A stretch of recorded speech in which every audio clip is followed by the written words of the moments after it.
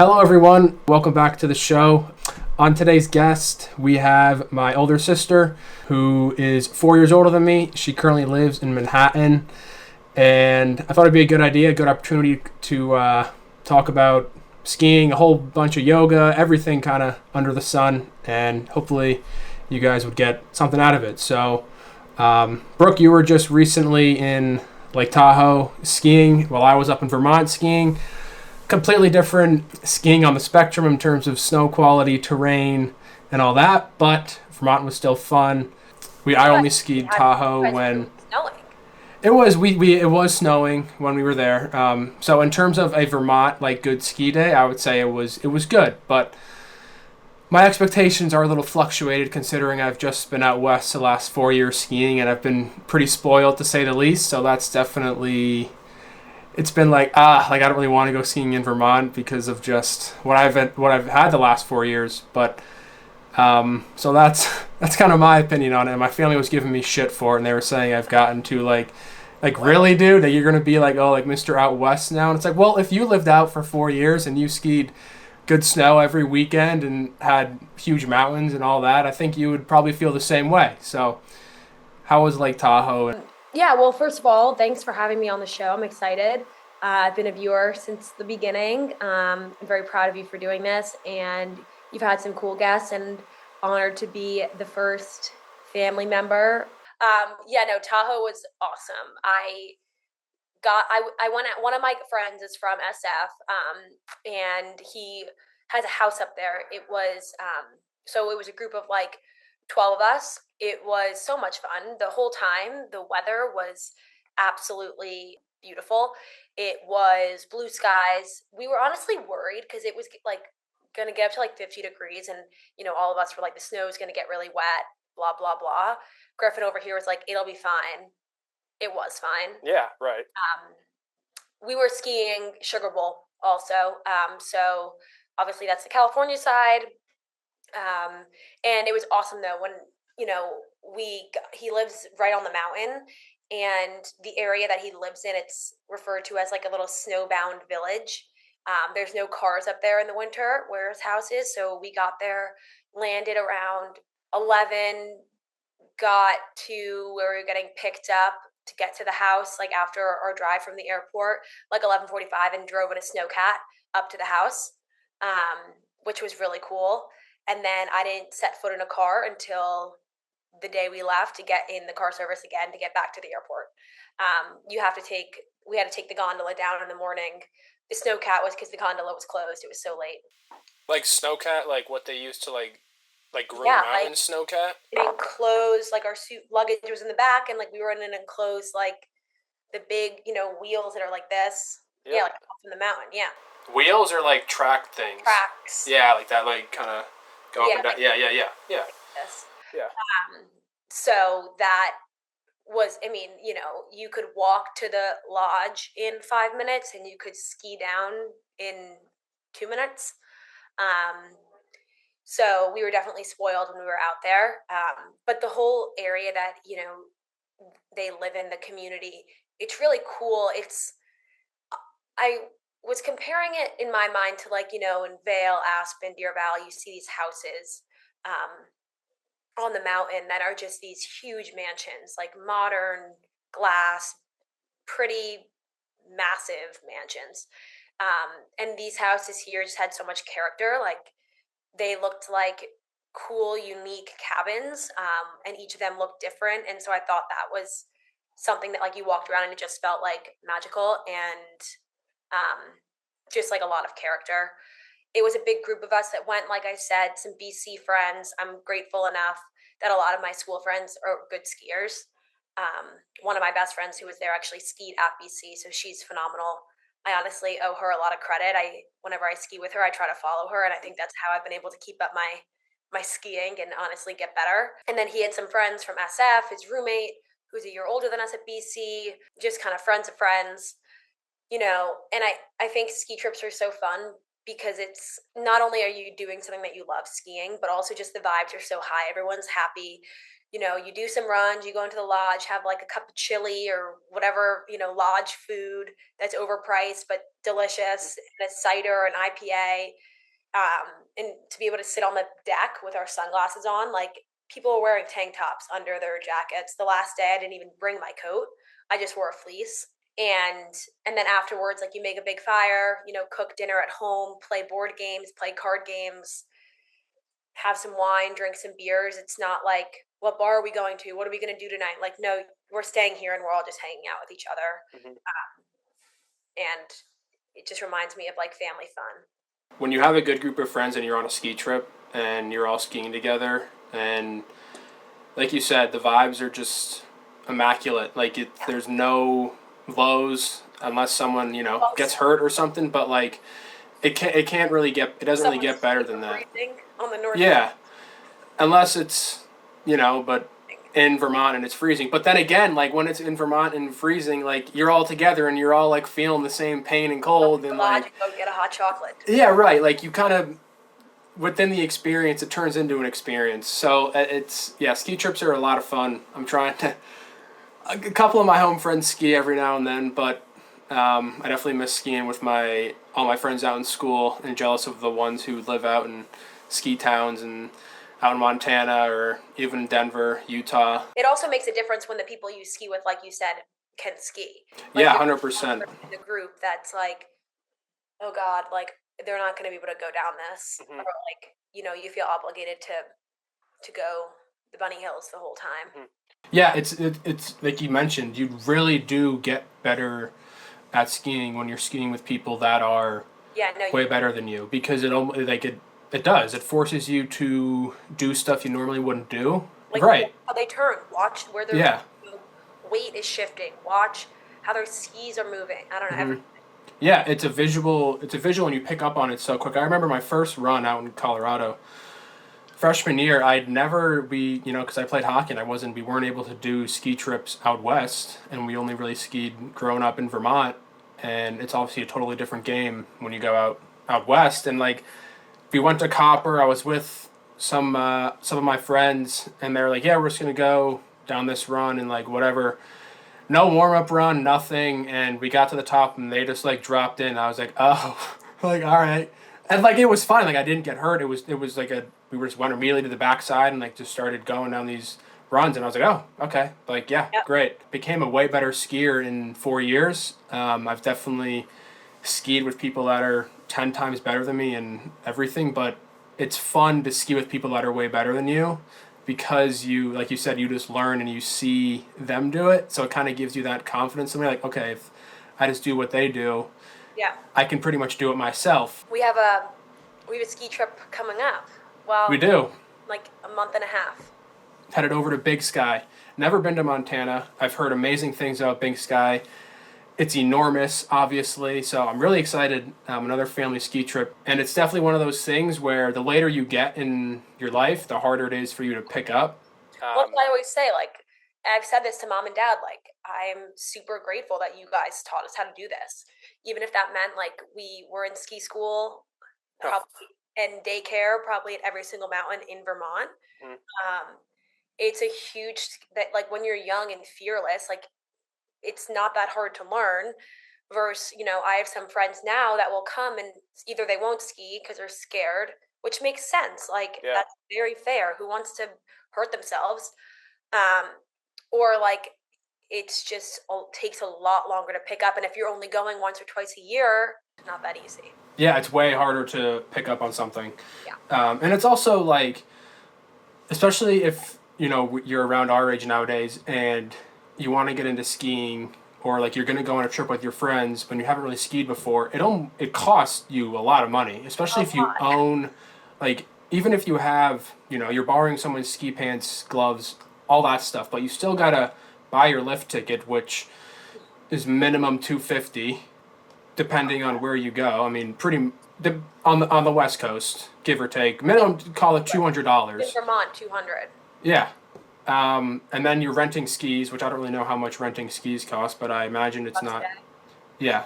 So It's definitely gotten expensive, ridiculously expensive, unfortunately. But look, that's why they have the Icon and Epic passes, because Yeah, they encourage you to buy those, because the more you ski, it's the worth more, it. yeah, right, and you kind of pay off your pass in a way. So that was a great thing about in Colorado was the Icon and Epic. I was always Icon. It's funny, I Yeah. never skied Breck, but it skied pretty much everywhere else out in Colorado. X Yeah. Games is going on this week out in Aspen, and that's we did that my sophomore year. I love Aspen. It's obviously like extremely expensive, but it's a really cool town. Yeah. And I mean, Snowmass was my favorite mountain because when we were there, it was puking snow the entire day. So it was just makes it me was just an blush. insane day, and we were at X Games, and it was just yeah, the vibes are so high. It's epic. I also think, something that I've never been to Aspen, but one of my friends always says like she loves it just because the town, It's like sick. everything's right there, and there's so much to do. Where a lot of these other mountains you go to, like on like Tahoe was amazing, but like I said, we didn't leave the mountain. Like we didn't there. We went to the lodge. We had dinner at the lodge. It was an amazing, delicious restaurant. There was a bar in there too, but everything is right. You do everything there, or you're at home. So I think some of those mountains that have so much around them, it's people of course love it because Yeah. you can go to different bars, go to different restaurants, go do so many different things aside from skiing. Dad only told me about one of your skis falling off, or tell me what happened. One, both. Yeah. So we get off the lift and we go down this like double black. And at that point, it was pretty icy, like, or just really hard, crunchy snow, mogully, super steep. I was like, all right, here we go, whatever. Make it down. And then we have to get across through this like little area, whatever, and then go down again. This other nothing. Traverse. It was well, no, not a traverse really. It was a hill. Anyways, whatever. It wasn't anything crazy. Like what we had just done was hard and like legit skiing. Like you got to put the brain to work. Where's my next turn? I don't want to fall. Yeah, right. A little stressed. Yeah, yeah. And then we get down easy, whatever. Like, all right, I'll go. Start going. All of a sudden, I fall. I don't know what happened first, if I fell or my skis broke. I fall, and sometimes I don't know why I do this. But, like I fell, and I kind of just like sprawled and just kind of like let myself like kept going down. Like I didn't really stop myself, and then I was like, oh shit, like I'm kind of gaining speed here. And then Carly said she was like laughing at me. She's like, she's really sliding down the mountain. So I'm like, okay, I stopped myself. And then both of my skis had fallen off. And then I kind of just see my skis, like one of them going. Like it is just going down the mountain. I'm like, that's kind of weird. Like, why is it just like going? And then I turn behind me and my friend's holding, I see something in the snow and I'm like, what is that, my binding? And I see my friend holding my ski and then picks up my binding. We both bindings, both of the backs, both skis, the back bindings, the screws quite literally came out of the skis. And again, I didn't fall that hard. I like stood right up, had no injuries. Like I was totally fine. One of the skis, we looked for like 20 minutes, gone. Also, then let's think about me standing in two boots, not even able to get on skis. I have to walk. I can't even like pop one ski on and ski one ski like down. I have no skis that I can use functioning. And the snow is coming up to my knees. Like I'm trudging through the snow. It was hell. Everyone's like, I don't know what to do. Eventually, we're like, okay, we're not gonna find the ski. We've looked around, like, so I get on my friend's back, and she gives me a piggyback ride down the mountain. While she's skiing? Yes, Carly. I mean, again, at this point, I walked for a little while, Yeah. and then we made it to an area where like we both felt comfortable with me getting on her back. It wasn't anything hard. There was like, but it was funny though. At one point, it was like down, whatever, and then there was a part that went up to then get to like the traverse area to the left. Mm-hmm. And I'm like on her back, and we go down, and then we're kind of going up, and we stop, and I'm like, I should jump off. Like I jumped off because I'm like, we're gonna start going down. And so, honestly, like, thank God it wasn't at the first part of the hill. I would have been. You've been like, effed. would have gotten really hurt, probably. You would have tomahawked down the original run, Yeah, however long that was, have down. been. It was long, and it would not have been good. And there was a lot of rocks and boulders in the vicinity. You're Um, really lucky that. and again, I'm like kind of feeling like an idiot, but then everyone's like, "No, this is like absurd that this happened. Like this is not normal. Like bindings don't just come off of Yeah, it wasn't like your din was really loose and like your boot just came out of your came ski. out of my No, your complete binding popped out of my teeth. Again, detached. it's not like I ate shit. Like I just didn't. So maybe they broke and then I fell, or I fell and then they broke. Whatever. I go and bring my skis in, and every single guy at the pro shop. And these were also demos, so they were nice skis. They weren't shitty rentals. Like I paid Yeah. more for the demos. They're like, "What?" Like I have never. Everyone was like, "I am so sorry. We have never seen this. No one's ever." They were like, "I've never seen this happen."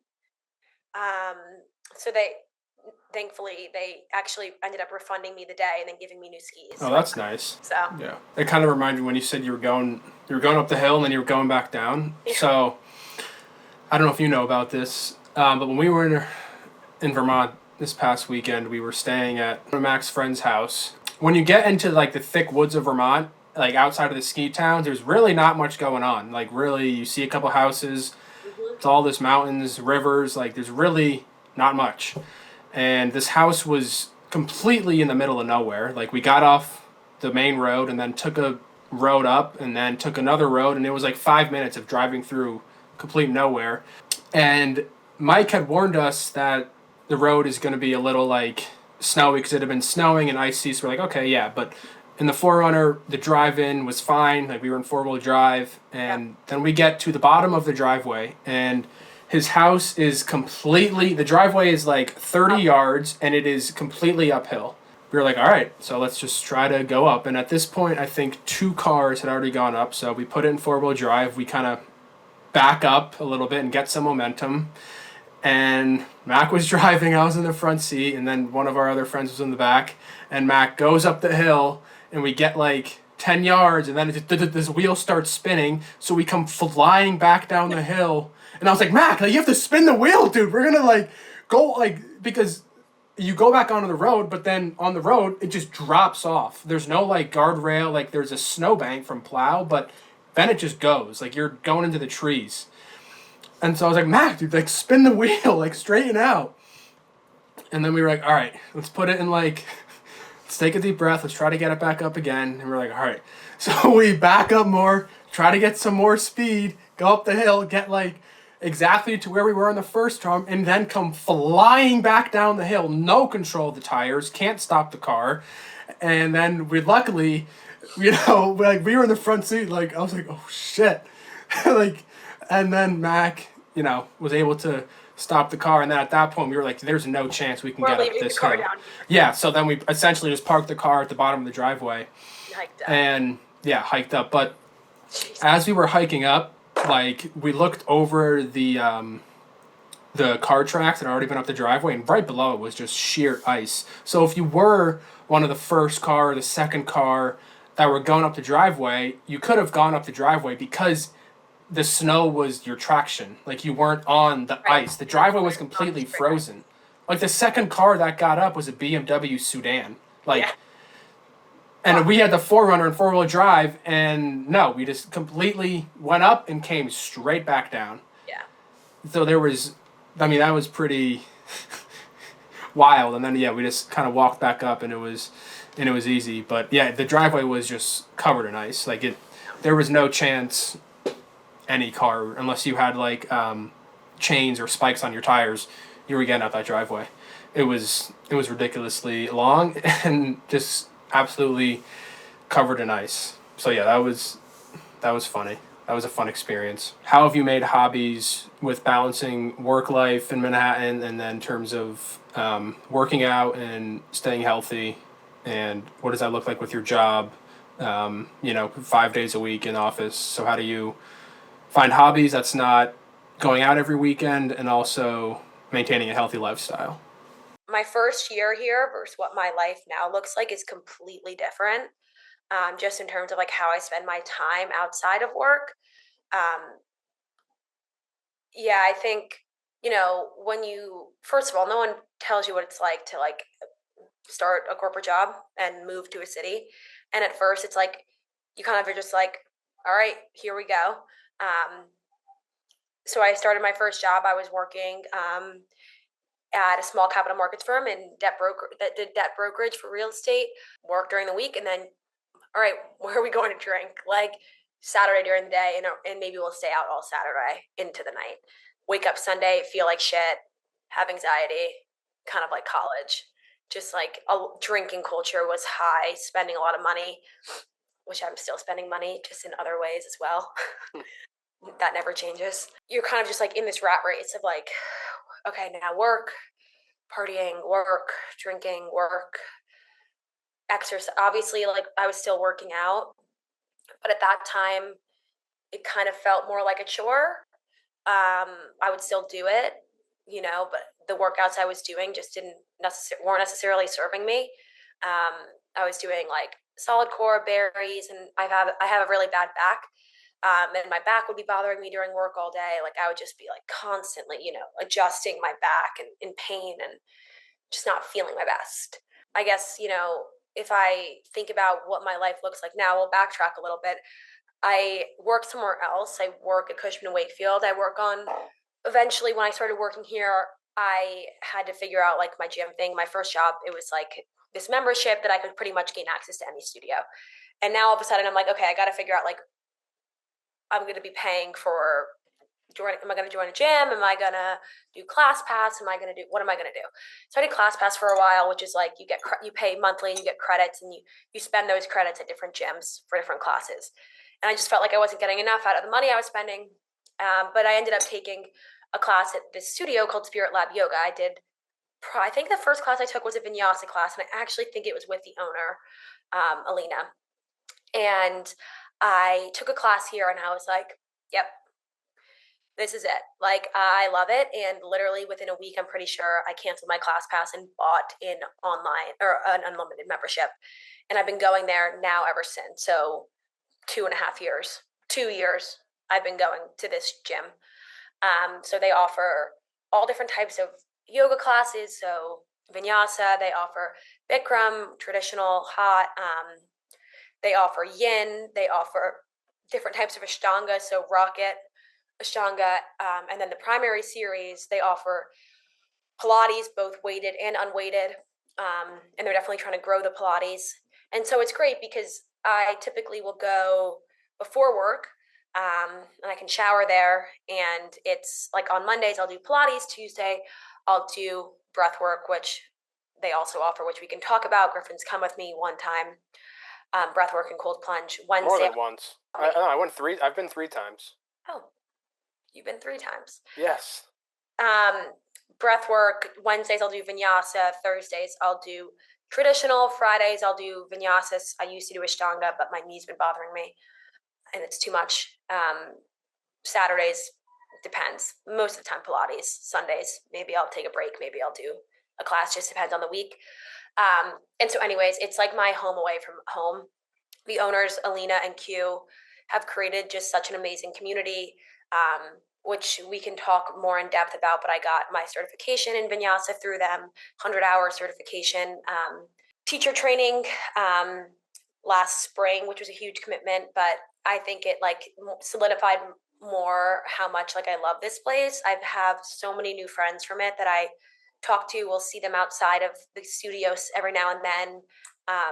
I just spend so much time there, and it's kind of created just a hobby and something that that I love outside of my work and school, my work and like going out with friends and being social. It just given me more purpose, I think. And it's not like, oh, I'm dreading this workout. It's like, no, I'm so happy to go to this place because I love it there and I have a great experience every time I go.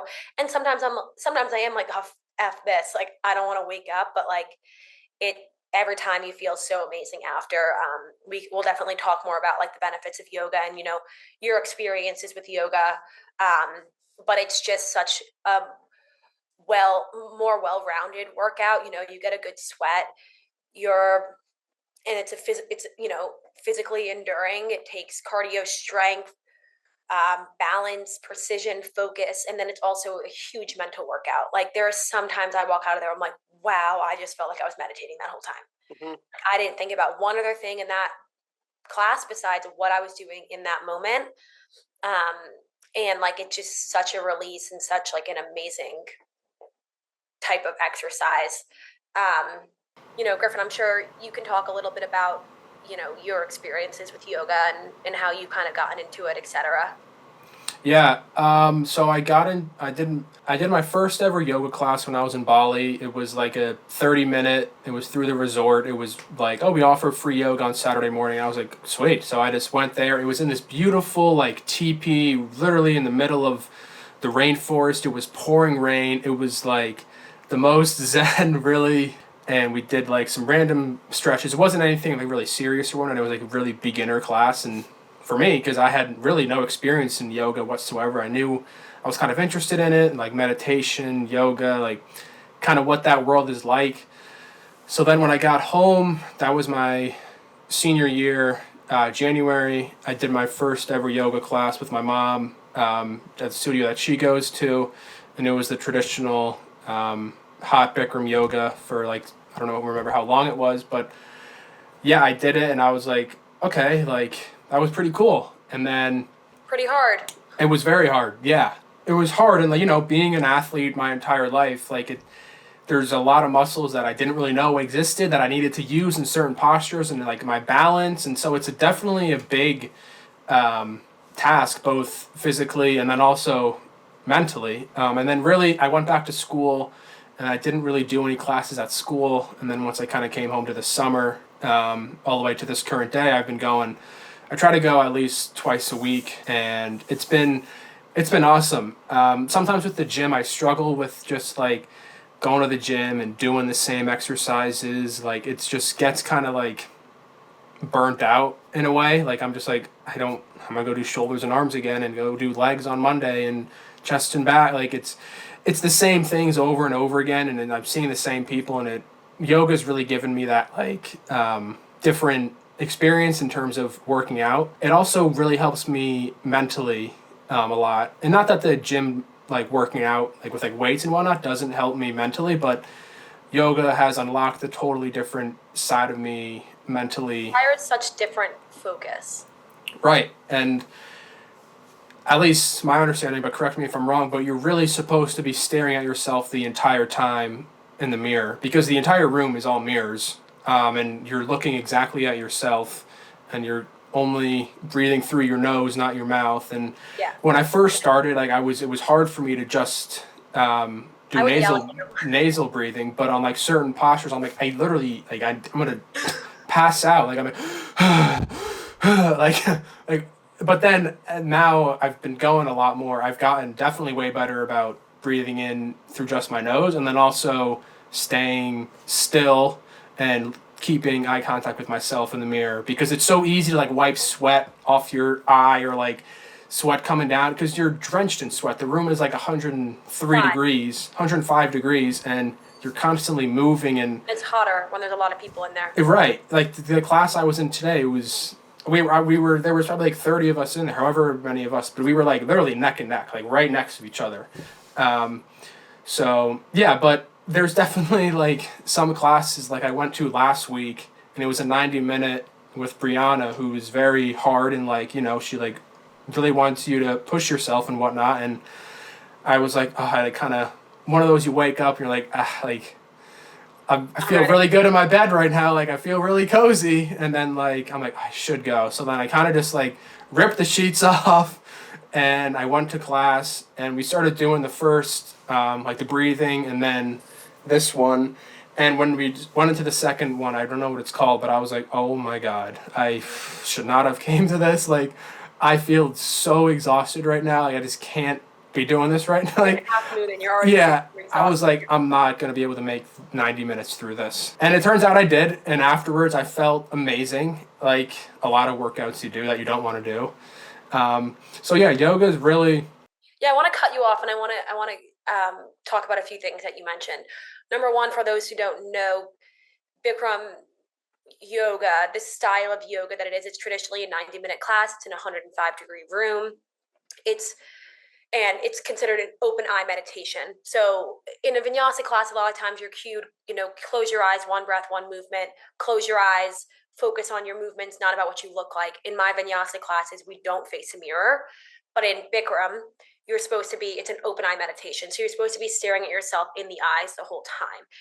And so that kind of brings on this extra layer of focus and brings on, you're not comparing yourself to anyone else. I'm focused on me. I'm focused on like my breath, which is also only through your nose, aside from the initial breathing exercises. And then it's ujjayi breath. So only through breathing through your nose, which is, again, like Griffin said, a huge, hard thing to do.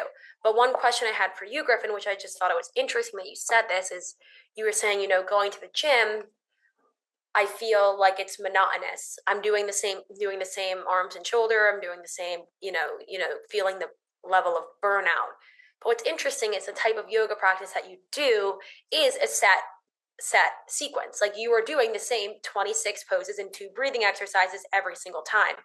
And I think it's interesting because my friends will also ask me, don't you get sick of it? Again, I obviously take different types of classes. My vinyasa class is different every week. My Pilates class, my whatever. But the Bikram, like I don't get sick of it because I think, and I want to hear your opinion too on this. I think, it's a few things. It's so challenging that you're not even thinking about that you did the same thing yesterday or you did the same thing last week or whatever. And you crave that like challenge and you crave that like focus. And I think also what's really cool about it is because you do the same thing, you can see yourself grow and change every time you go back.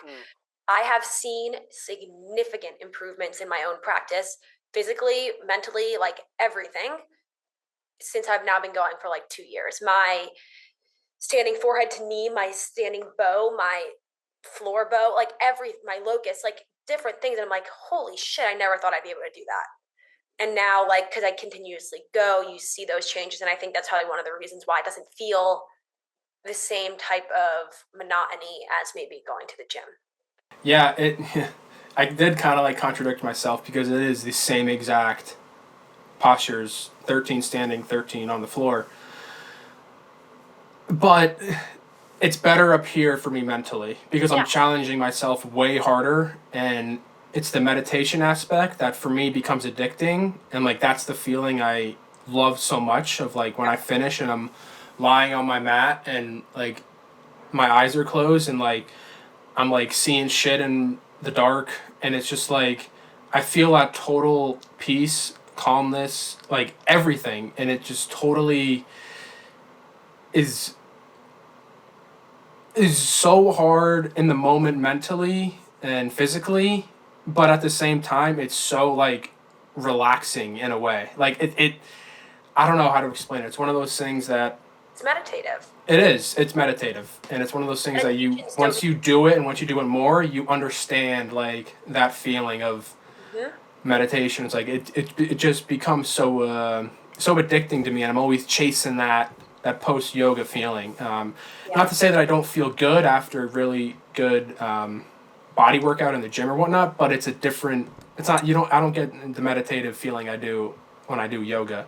Talk about something that's beneficial. You're working on your mobility, your balance, your strength, your endurance, like things that are going to be really important as we get older too. We're so young now, but like when you're really old, if you fall,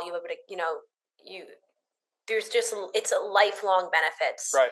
Compared to like some people that just run, like that can be really hard on your knees when you get older, or some people that are just lifting heavy weights or whatever it may be. There's just a lot of benefits to the practice itself in terms of longevity for your physical self.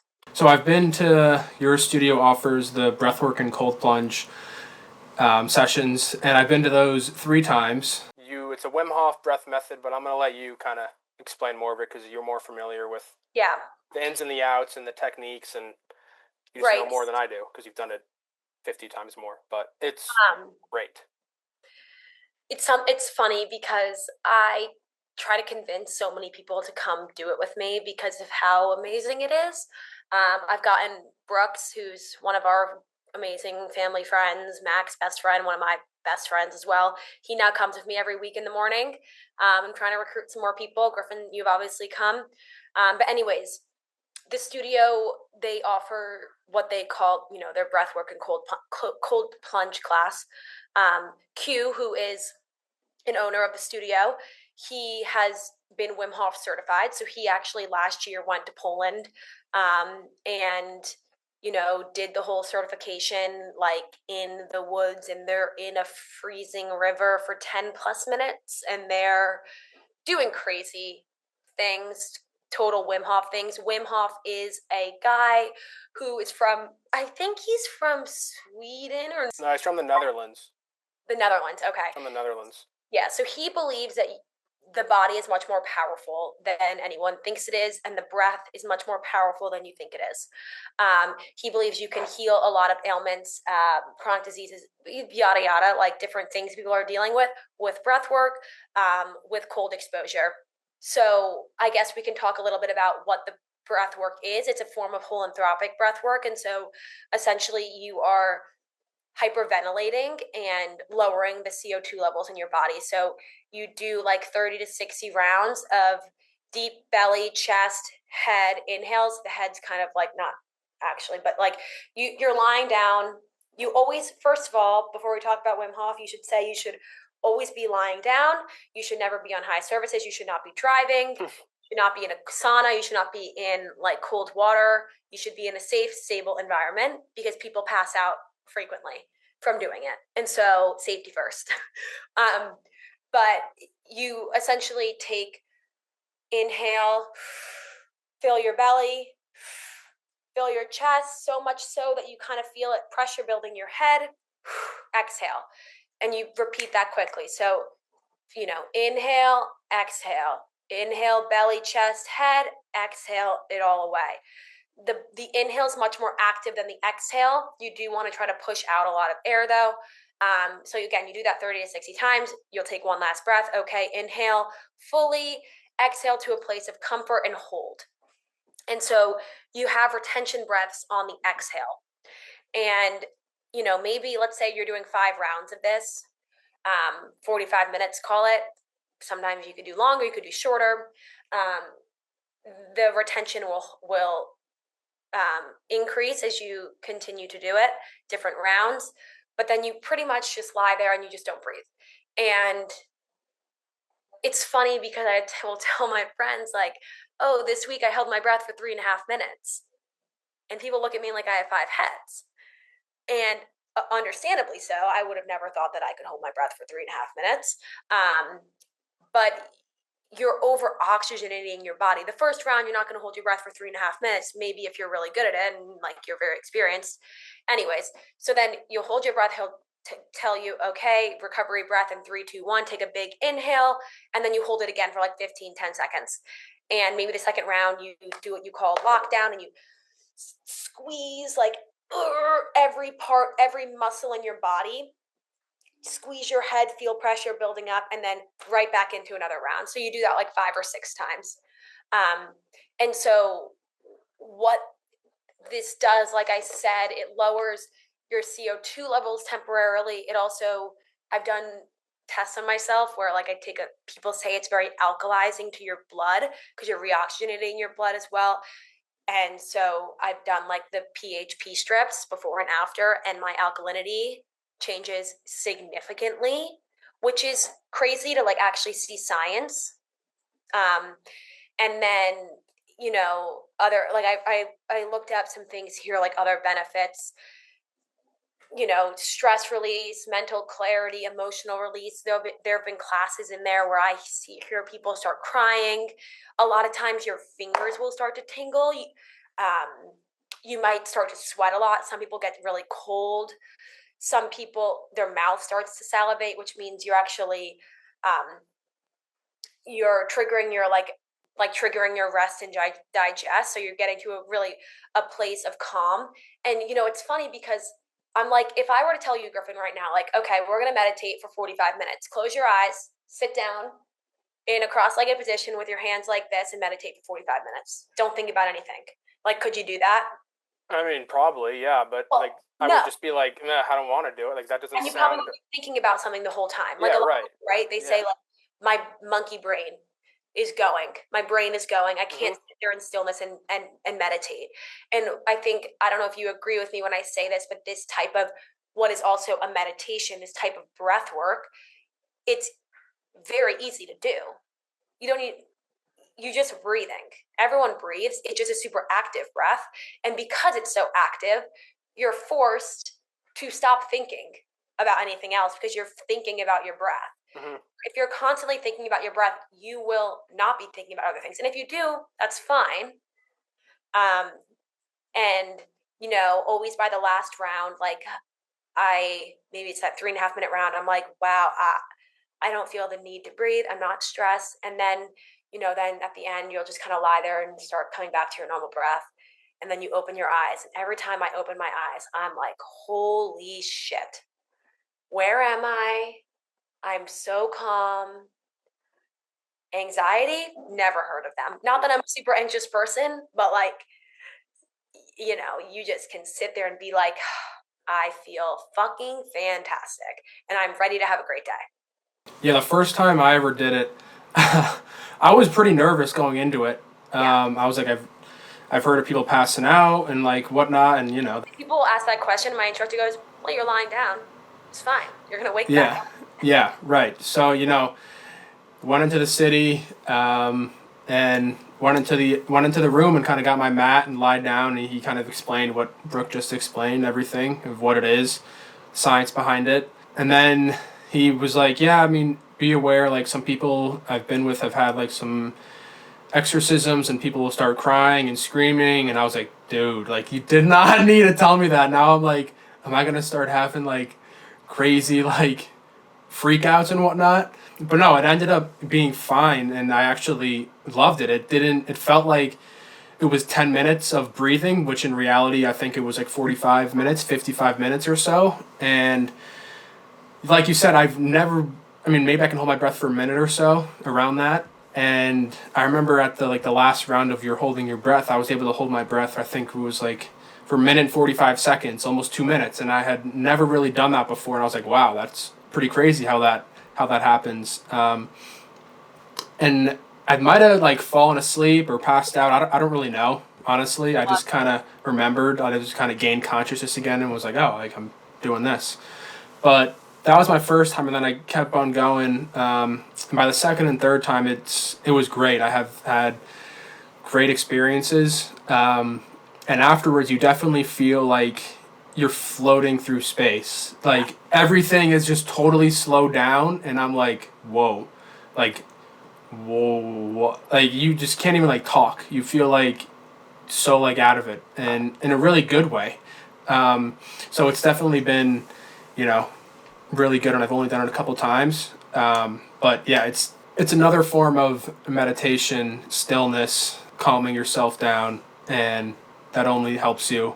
So yeah, breath work has been something that I'm trying to get into more. I've only done it a couple times, but I definitely maybe I'll do a YouTube video of me coming into the city, and we can make a breathwork vlog. I think that'd be something like that would be cool. Mm-hmm. But yeah, And I think, people also get addicted to the breath work. Like, for example, I've hallucinated during it, like 100% eyes closed, seeing colors, kaleidoscopes, seeing figures. Like, what's going on? yeah, You're holding your breath for so long, you're depriving your brain of oxygen for an extended period of time. So that's like fun, honestly. Like you're like that's yeah, cool. Like yeah, I'm pretty much taking a drug by just breathing mm-hmm, in a safe way. yeah, And then the other thing that Q will say a lot, and what Wim Hof says is you do this breath work before you go into the cold because now you're relaxed and you're ready to do something hard. And so the cold exposure I'm addicted to. It's funny. I try to get my mom to come into the city and do it. And she's like, I'm scared. I'm like, what are you scared of? You're in the cold water for 2 minutes. You're going to survive. But it's definitely legit and it's hard. But if you go your first time, he only lets you stay in there for 2 minutes until he gets to know you better. Obviously, the cold has so many different benefits. It's very anti-inflammatory. It's.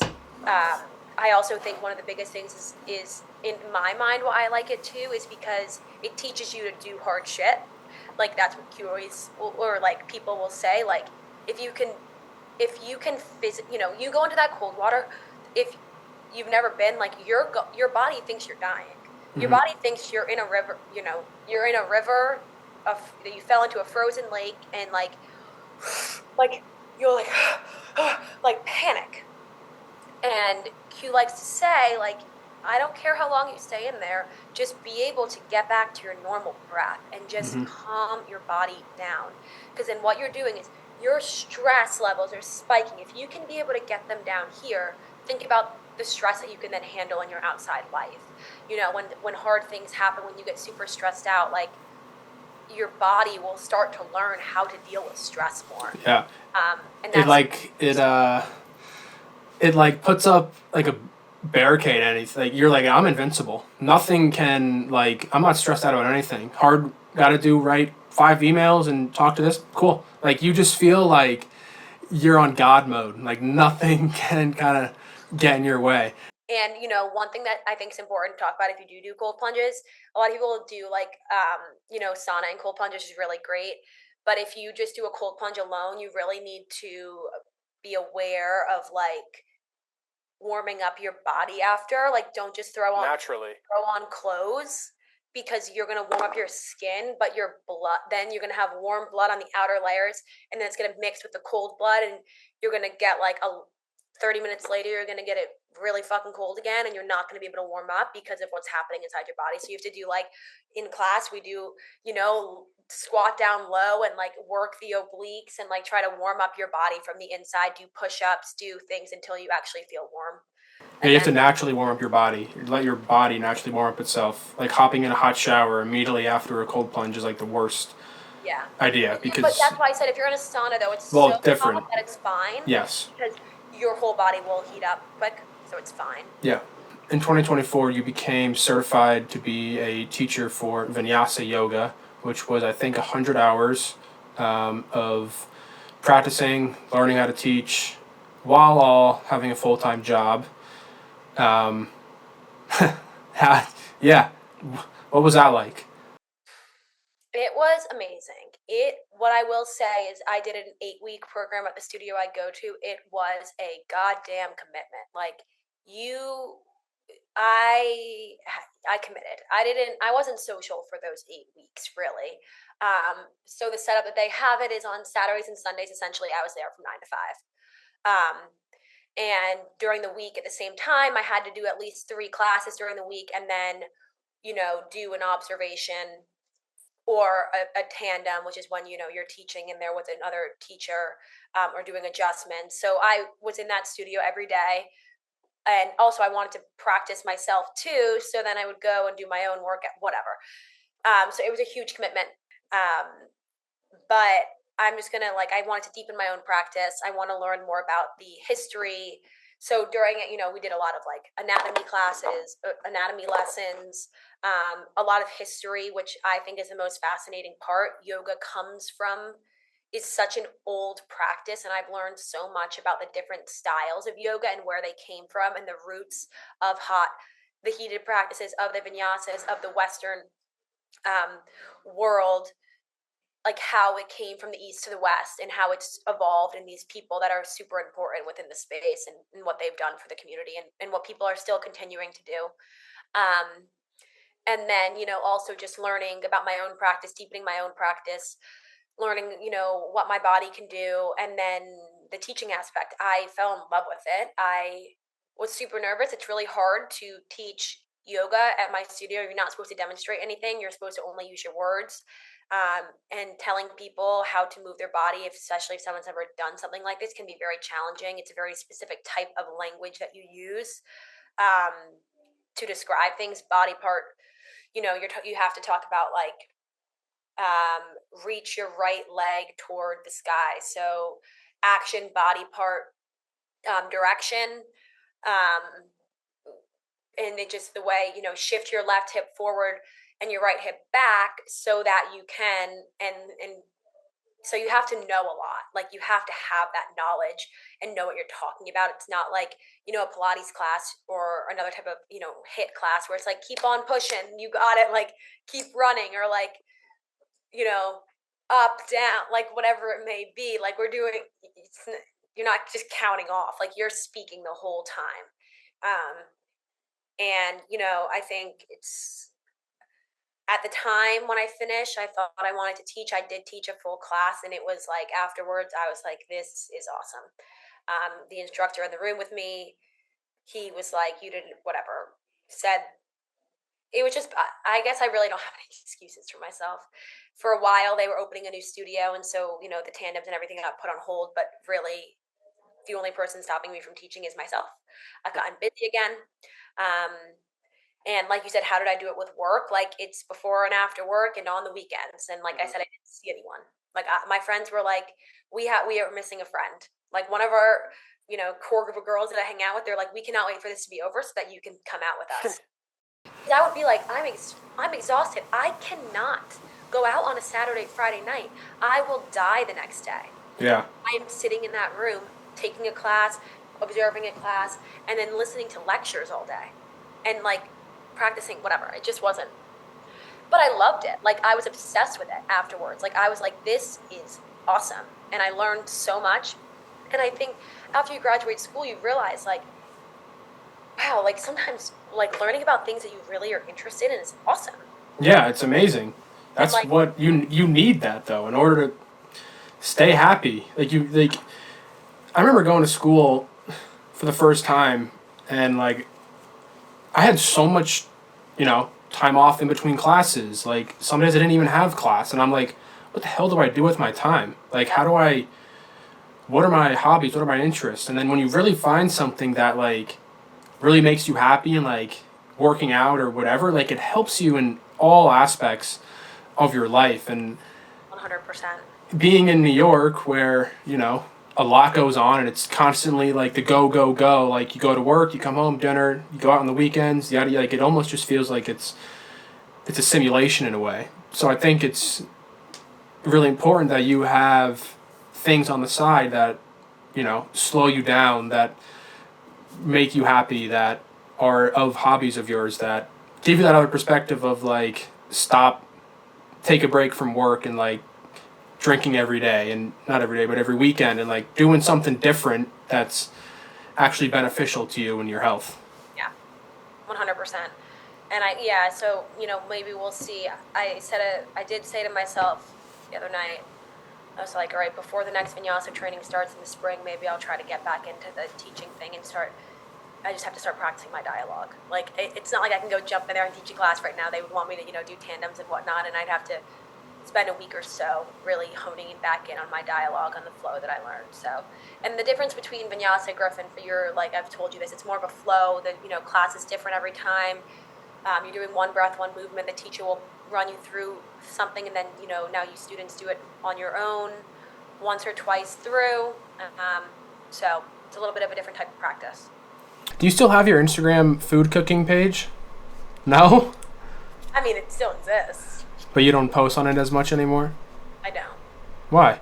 But, like, it's funny, whenever I make dinner at home, my roommate Kelsey's always like, why don't you do something with this? Like, why aren't you doing something with this huge passion and hobby of yours? And I think one of my goals for 2026 is to do that, is to do something with it. What does that look like? I don't know. As you guys know, I'm sure Griffin's talked about, our mom owns a culinary school, mostly corporate team building events. So instead of going out to dinner with coworkers, clients, you can come into my dad's showroom and take classes. Shameless plug, Culinary Works, LLC. Oh, yeah. And so we grew up in the kitchen. Like, I mean, I've been cooking forever. I ran kids cooking camps when I was in high school. I've helped her a lot in different classes out on Nantucket. We would do it out there. And then in college, I was cooking for my friends in Tahoe. I cooked 2 of the dinners for 12 people. Well, the first night was for 12 people. The second night was for 16 people. And is that Mom? What? Cameo? Mom wants to come say hi. I just plugged you in. Mom, we just did a Culinary Works plug. Here she is. Oh, my mom wants to come say hi. Hi, Mom. I heard Culinary Works. We're talking cooking. She can't hear you, but yeah, we're talking about cooking. Yeah, but like the second night I cooked for 16 people. And it's funny, every time after, people are like, people who've never had my food, this is like best food I've ever had. This is like better than any Mexican restaurant I've ever been to. I made like the Mexican braised chicken, rice and beans, Yeah. Brooke nachos. Like people are raving. I'm like, okay. And we're just so used to it. I know, it's hard. It's funny. Like even at school, like I would like be cooking some stuff. My friends would be like, "Dude, how'd you do that?" I was like, I don't know. I don't know. I just kind of know what I'm doing, I guess. So I mean, it's a good. You definitely need to know how to cook. So it's definitely important. And Don't though. I know. Unfortunately, that's And it's so much healthier. right. And you wonder why obesity is a big problem in America. Well, that probably has something to do with it. But yeah, cooking's fun. Like it's a fun thing to do with friends. Saves you a lot of money in some ways. And do you have a favorite? Let's say if you had to, like, Gordon Ramsay, you have to like give him a dish. Let's say, like, what is your number one dish you would have to like? Immediately that comes to your mind. What would you? This is my A game. I'm making this. Probably like my butternut squash risotto. Yeah, see, I don't even know what I would. Or like maybe with I don't steak. know. Or maybe I would do like the Mexican braised chicken's a good staple that I'm really good at. Or like do something crazy. Like I don't know. I really don't like that question. I'm not. People always ask me what's your favorite thing to cook, and I just like give a kind of a bullshit answer, and I say whatever's in season. Like in the winter, I love making soups. I love making, risottos, or like. Well, also I could talk about the dinner party that I hosted for my friends in the city. But in the summer, you're grilling more. You're using more like fresh herbs from the garden, fresh vegetables from the garden, more like light, um, like brighter foods, citrusy, fish. And in the winter, it's more like let's bundle up and have warmer food. Mm-hmm. Yeah, people. I get that question so much. Like, oh, what's your favorite thing your mom makes? And I'm like, I don't know. Like, I don't like have a fate. I mean, if I really had to come up with something, I love dude,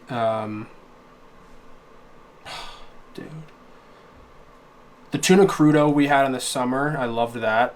Oh yeah, that's all time. That's like one of my favorite things. And then like just a staple Italian dish that I've loved since a kid is just chicken parm with linguine and a Caesar salad. That's like the best meal you could ever have. So I love that when she makes that. But kind of like were saying, cooking with friends, it's so fun. I think one of my greatest joys in life is cooking for my friends. Um, it sometimes is a lot of work, but like being able to sit around a table, I think this is something that both of us it's been instilled in us from mom and dad, but being able to sit around a table with your loved ones, friends, families, um, it is one of like the greatest gifts, to like share food with the people you love. A good home cooked meal. I think that's like the one of the biggest things I missed at school was like a good home cooked meal. Yeah. So yeah, food's great. I ask every single one of my guests this question: where do you want to be in 5 years from now? Hard question. 5 years, so that would make me 31. I think when I'm 31, the question will be, will I still be at my job? Yeah. I think, I don't in 10 years, I think I no longer want to be working a corporate job. I love my team. I love my job. I have no desire to move positions. As long as I'll work corporate, I will work the job that I'm doing. I love my team, yada, yada. But I don't necessarily want to be commuting into an office. But I think when I'm 31, like I would like to be coming up to the point in my life where like marriage is in question. Maybe I'll be married, maybe I'll be engaged, or have that forthcoming. Like start thinking about a family, maybe start thinking about. I think I'll probably still be in the city, but maybe start exploring, like I said, those passions more. Maybe in 5 years, like I'll have this little idea of mine right now, 2026, of hosting dinner parties will have taken off, or teaching a yoga class here and then. I guess just like leaning more into my hobbies and making more of a career is something that I think within 5 years I can 100% achieve. Yeah, and you enjoy. If you turn your hobby into your profession, you're going to enjoy it 10 times better. Yeah, me and Kelsey, I was making lunch and I get an email and I'm like, I have to do an analysis. Like, there's a whole new deal I have to do. I turned to her and I go, could you imagine like getting a new assignment for your job, whatever that would look like, and being like, yes, I can't wait to do this. No, I don't. If someone says that, they're lying to themselves. Well, no, but like eventually like if it was my cooking business, I just got a new client. And it's well, yeah. So my point is, like, can you imagine whatever your job is, like, you get excited about when you have a new opportunity come up, whether, me running a new analysis, sitting in Excel for the next, I'm going to have to log right back onto Excel after this. Not exciting, but one day, hopefully it is. Yeah, that'd be like me having this full time and it's like, yo, Dana White wants to do a podcast with you. It's like, fuck yeah. Yeah, or it's like, hey, sick. I want to go take this trip. Yeah, so it's, that's the end goal. On that note, if you are new here to the show, please hit the subscribe button, drop a comment, like the video, and help me get to interview Deano White one day. Yes. But that pretty much wraps up today's weekly episode of the Deano Show. I hope you guys enjoyed listening. Like I said, drop a like, drop a comment. Drop a comment if you want to come on the show. Share this video. Most importantly, smash the subscribe button. And I love all you guys, so thanks for watching. Thanks for listening. I'll see you in the next episode. And thanks, Griff, for having me on. This was so fun.